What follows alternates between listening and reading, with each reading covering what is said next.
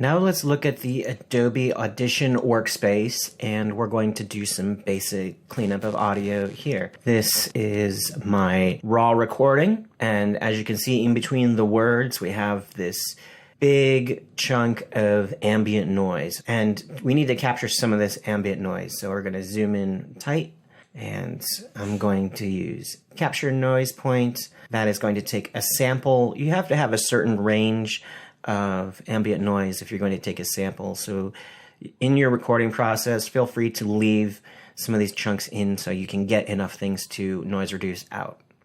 Then we go into noise reduction.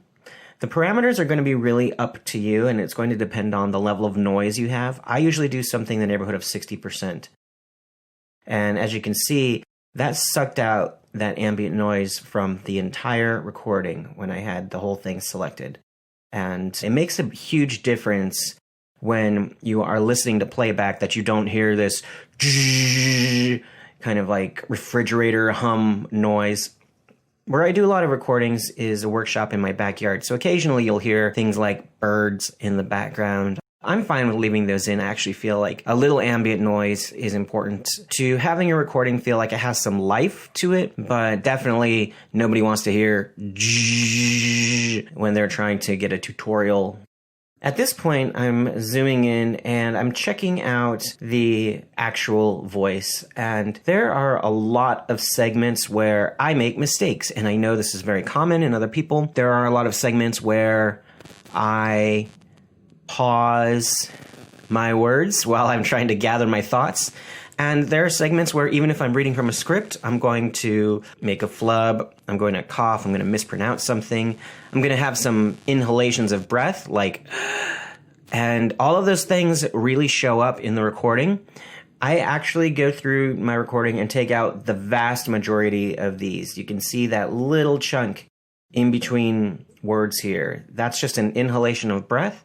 It doesn't add anything to the tutorial, so I will either completely delete it or I'll just knock the audio down entirely. And I do this to the entire recording. So if I have a track that is 30 minutes long, you better believe that I'm going to be listening to that entire 30-minute track and removing all the flubs, the ums, the ers, the inhalations of breath.